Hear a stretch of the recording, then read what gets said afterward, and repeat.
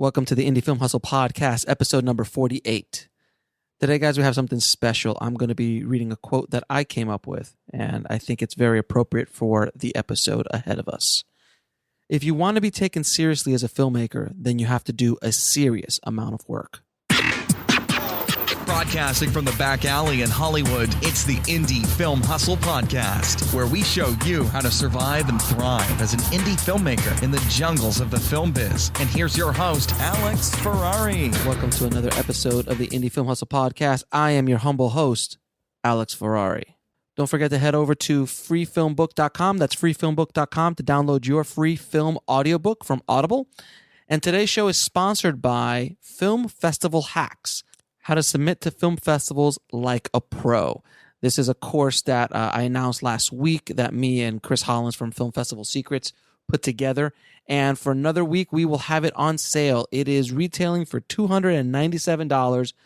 But right now, for the next week, next Tuesday, the sale is over, it's $25. So for the price of one submission fee, you're getting an insane amount of knowledge about how to work with film festivals, what to do, how to submit properly, how even to get in for free. So all you have to do is head over to filmfestivalhacks.com and you'll get an automatic discount. That's filmfestivalhacks.com. And trust me, it is well worth the money. I wish I would have had it when I was starting out. So guys, today we're going to talk about what to do when people don't believe in you, when they don't believe in your dream, your passion, you as a person, your abilities. This is something that everybody goes through at one point in their life or another, some more than others. I've had this happen to me. I can't even count how many times I have been denied the Gold Cup because people didn't believe in my abilities, or there was some politics involved, or blah, blah, blah, many different reasons. And how you handle that is so important to your development as a filmmaker and as an artist. I've been around the block a little bit, so I come from a point of view of 20 plus years now in the business. So I'm a little bit more seasoned and a little bit, hopefully I've learned a few things along the way. So this is my perspective. Believe me, if you would have been interviewing or talking to the 22 or 25-year-old Alex Ferrari, trust me, the conversation would be very, very, very different. But I'm going to give you an example of a project that I was working on recently, actually. And I was talking to somebody who knew me and who I'd worked with in the past, and I was attempting to do something that they had never heard of or was out of their comfort zone. And they were so kind of insecure about it and just were so unwilling to think about anything outside of their own comfort zone or their own box, that they just started to try to break it down, try to tear down the idea, tear down the concept of what we were trying to do. And I found it fascinating because I sat there for the first time, not upset, though I was a little upset, but that didn't overtake me as I would have happened in the past. As I'm sure all of you do, is when someone tells you can't do something, you get very angry. But this time I actually sat and watched and analyzed what he was doing, why he was doing it.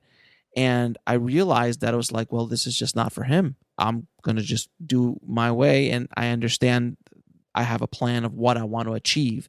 He doesn't see that plan, and that's okay. And not everybody will see your plan or your ideas or your abilities to do what you're saying you're going to do. And that's part of life. There are a lot of small-minded people in the world, especially in the film industry. People are very scared in the film industry of anything new, anything outside the box. It's very scary to them because this is a very big business. This is a lot about money. It's about being able to produce, if you make a movie for $300,000-$400,000, you better make money back. If you make a movie, and that's on a very small budget. Imagine, these $100 million, $200 million movies. They're deathly afraid of anything new, or things that would shake the boat a bit at that budget range because there's just too much risk involved. So you're going to run into a lot of small-minded people in this business. But before I start talking about, you've got to believe in yourself and no matter what, just keep fighting for your dream, that's all true. But you have to understand that you cannot blindly believe in yourself. You have to have some sort of plan, some sort of knowledge, because belief in yourself without being informed, without being educated, without learning, without listening from other people, whether negative or not, you have to You have to kind of take it all in, filter it through yourself, and continue going down the path that you want to go down. But you have to understand, you have to educate yourself. You have to have a very clear idea, a very clear plan of what you're trying to achieve. So if you're trying to get a film off the ground, well, you better have a plan on how you're going to make money with that film, or what your plan is for that film, and then adjust your budget or adjust what you're looking for accordingly. Fortune might favor the bold, but don't be foolish. You have to really have a plan. You have to have a plan of what you're trying to achieve. So if you want to be an actor and you want to make a living as an actor, well, then you better have a plan on how to get to that point. Don't just say, I'm going to go take a couple of acting courses and hope for the best, go out on auditions and hope for the best. You should be planning. You should be working on that craft. You should be figuring out how I'm going to make a living while I'm chasing this dream. All these things. Don't just be foolish and go after a dream blindly. You have to have a plan. I mean, I came out here to Los Angeles with a dream. I wanted to come out here and start building a career for myself after I left Florida. And, I came out here with a plan, a loose plan nevertheless, but a plan, and a very educated plan where, okay, well, when we get here, my wife will get a job. I'll start editing, and I have all my DVDs that I bought from going out of business Hollywood Video. If you guys want to hear the full story of this, you can always go to episode 5. Do I need to move to Los Angeles to make it into the film business? I tell the whole story of how I came out here and why I came out here. But the point is, I had a plan. I had a plan of like, okay, I have 6 months of reserves as far as cash is concerned. I have a way of making money while I'm building up my career here. And it worked out wonderfully, but there was a plan. It wasn't just like I just showed up like I did 7 years prior to that to Los Angeles. And I'm like, okay, I'm going to try to get a job and maybe I'll do this or that. I mean, bottom line is, guys, you just have to have a plan. But again, when you're dealing with people that don't believe in you, I use no's as fuel to keep going. Like when I was talking the story I just told you, when that person said I couldn't do this, I have such a clear idea of what I want to achieve in my mind and how to get there and certain steps on how to get there that I just said, you know what? Good for you. But it just got me upset and it got me fueled up to move forward and to keep going in the direction of what I'm trying to achieve. You know how crazy it is for a person to just open up a blog or open up a podcast out of the blue who's never had any experience with either of those two things and just show up and within 3 months have a very popular podcast on iTunes, and within 6 months you be a very popular filmmaking blog like Indie Film Hustle is by themselves. It's insane. It's a weird, crazy idea that if I would have told people about, which I did tell a few people, but everyone was like, yeah, go ahead, do it, Alex. Go knock yourself out. There was not a lot of risk involved other than my time. My point is, if I would have started listening to what people were telling me or told me about the chances of me actually doing what I was attempting to do within 3 months, people would have said, you're nuts. You're absolutely nuts. But because I believed in myself, and I not only believed in myself, but I had educated myself 9 months prior to opening up Indie Film Hustle, I studied and studied and studied how to do things online, studied how to create the blog, how to create an iTunes, how to optimize a podcast, how to optimize it for iTunes. I mean, I did so much research and so much work that by the time I launched, I was ready to rock and roll. And that's something that I learned probably within the last 4 or 5 years, actually. You just have to plan and process and learn as much as you can and then launch what you're doing. And that's why I felt so confident in what I was about to do. By the way, it was not my goal to become one of the top filmmaking podcasts on iTunes by any stretch of the imagination. I just wanted to help as many independent filmmakers as I could. But I had planned a lot of things to make that launch work. If not, it would have been nuts. And when I did tell a few people about Indie Film Hustle, they were like, okay, good luck to you.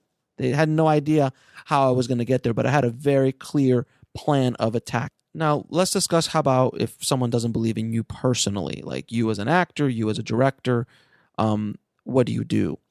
All you can do at that point is you cannot change anybody's mind. All you can do is do the best work and take advantage of opportunities as they come.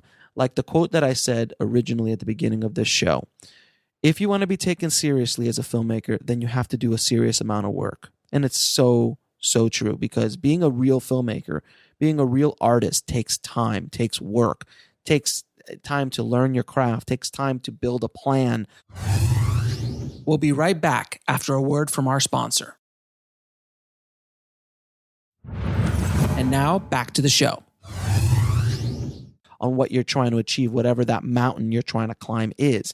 You just don't jump out of the car at the bottom of Mount Everest with a peanut butter and jelly sandwich, a pickaxe, and some snowshoes and go, I'm off and I'm going to go to the top. That's foolish. You have to plan. You have to take it seriously.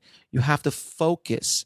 You have to create so much work and hustle so hard and hustle harder and longer than everybody else that people cannot deny you what your goal is. That's what you have to do. You have to work harder than anybody else in the room. You have to hustle harder and longer than anybody else in the room. And ignore the people who don't believe in you. Listen, because they might be giving you, in their own way, advice or knowledge that you can take, filter through yourself, and take whatever you're trying to do to the next level. But the key is you have to hustle. You have to work. I do everything I do with Indie Film Hustle by myself currently. And I do so much work and I try to do as much high quality content and work as I can for the tribe and for the website. And eventually people have to take notice. They just will go, wait, what is this guy doing? You start creating so much work. You start putting out so much content. At a certain point, someone's going to notice. If you start a web series and you do an episode a week, at the end of the year, you have 52 episodes. That's something you can hang your hat on. That's something you can walk into a meeting with. And then you can go, over the next 5 years, I have, let's say you do 2 episodes a week. Well, you have 140 episodes. Is that something you can walk into meetings with that? You can walk into financing with that. Look what I've done. Look what I've built. That's the thing you have to do. You have to go after your dream, your idea, but you have to have a plan, guys. Have a plan of attack and then just execute, work, learn, educate yourself as much as humanly possible about every aspect of what you're trying to do. So if you're going to be an actor, you better know not only your acting craft, but how a director talks to you. What's the rules on the set? Learn the proper way of being on a set. What to do. Learn as much as you can about every aspect of the process. If you're a director, you better learn how to talk to an actor, understand their craft, understand how to communicate with them. That's why, like, the course that I recommend so highly is Nina Foch's course from USC. She actually breaks down the language of actors for directors, which is so amazing. I mean, it's something that I've struggled with as a director for much of my career. And now over the years, I've been learning slowly how to talk to actors, how to work with them, how to get those performances, how to guide them through their journey, through their process. But that's something that you need to learn. And I've known so many directors that walk into an edit suite and have no idea about how the process is. And you know what? You might be able to do that when you're old, not older, but when you're more experienced and you're dealing with a lot more budget and bigger budgets. You might not need to know all the details. And that's fine. But you better have a clear understanding of the process. And I'm fascinated sometimes at directors who walk into an edit suite, have no understanding about anything technical whatsoever, not even the editing process. Literally, they have no understanding of it, let alone color grading, have no understanding of it, how to get the movie finished, no understanding of it at a low budget. Like when you have a $50 million movie, $20 million movie, $5 million movie, you can hire people to do this for you. But at a low budget, my God, you better know everything. You have to know everything. Again, a plan of attack for what you're trying to accomplish. And if you think that these big directors and big filmmakers out there, the Chris Nolans of the world, the Steven Spielbergs, the Martin Scorsese, the Quentin Tarantinos, if you think for a moment that these guys are ignorant of the entire process of filmmaking, you are mistaken. All of those guys, all of the directors and filmmakers at the top of their game know a lot about what everybody else does on the set. They understand that just because you've made it to the top doesn't mean that you're going to stay at the top. You're going to keep growing and learning all the time. I don't want you to be those guys on Shark Tank. If you guys aren't familiar, there's a show called Shark Tank on ABC. I love it. It's about entrepreneurs that come in and pitch their ideas to sharks, to big time investors, to see if they'll invest in their company and take their company to the next level. And you see every week some people come in with a plan, and they've executed that plan, or they're executing that plan, and they understand their numbers, they understand what they're trying to do, they understand their market, they've done their research, and those are the guys who get funded. Those are the guys who get deals from the sharks. Then you've got these yahoos that come in who are so blindly like, oh yeah, we've been on this project for 7 years. And they're like, what are you doing? 7 years? You haven't made any money. No, but it's just around the corner. And it's like they had no plan. And they're so blind to the process now that they can't even see what's going on in front of them. And that's where I don't want you guys to be as filmmakers and as artists. You have to be open to all input, but funnel it through yourself. And one last thing I wanted to talk to you guys about, as far as people not believing you, is the problem of when people do believe in you. And I know that's counterintuitive to what I'm talking about, but I've experienced this, and I know a lot of filmmakers who have experienced this, that they've been said no to so many times that when someone finally says yes, they don't understand how to deal with it. They don't understand if they're even willing to accept it. I was talking to one of our former guests the other day, Paul Castro, who wrote August Rush, and he was saying that specifically. He's like, you have to ask sometimes, are you willing to accept the opportunity when it comes to you? Are you going to stand in your own way? Do you deserve this opportunity? In your own mind, you have to ask yourself the question and answer it very clearly. Do I deserve this opportunity? And you have to say yes when that opportunity comes in. But a lot of people say no, either consciously or subconsciously. They're like, no, I don't accept. I'm not worth this. I'm not this or that. And now we're getting into a whole other conversation. But you have to be also willing to accept those opportunities and accept the yes when it comes, to understand when it's there, take it and run with it, because that door does not stay open long. And I've made that mistake multiple times in my career as well. So I hope I didn't ramble too much on this episode, guys. It was an episode I wanted to talk about because I wanted people to understand how I dealt with no's and people not believing in me. And believe me, it happens daily, happens all the time.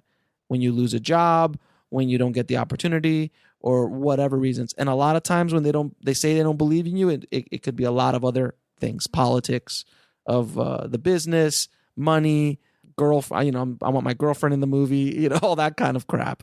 So don't take it personally. Just move on, learn from it and move on. But have a plan of attack for what you want to achieve in life. Educate yourself, learn as much as you can. And every time if someone says no to you, use it as fuel to keep going. Don't do it blindly. Don't do it foolishly. Have a plan of execution and start working. And if that plan of execution isn't working, be humble enough to pivot.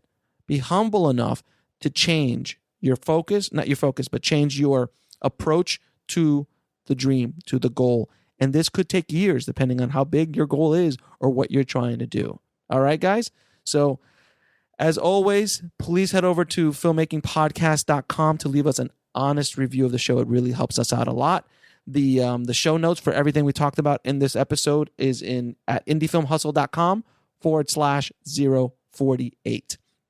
Next week is going to be, this week we have episode 49, but next week will be episode 50 of the Indie Film Hustle podcast. And I hopefully will be making that big announcement then. We have a few things that we're working on. I hope next week we will be able to bring that announcement to you guys. And I'm really, really excited. I know I've been teasing it out for a few weeks now, but I'm really, really, really excited about what is coming. I'm just trying to get a few more things ironed out, and then we will announce this big news. So guys, keep that dream alive. Keep that hustle going, and I'll talk to you soon. Thanks for listening to the Indie Film Hustle podcast at indiefilmhustle.com. That's INDIEFILMHUSTLE.com.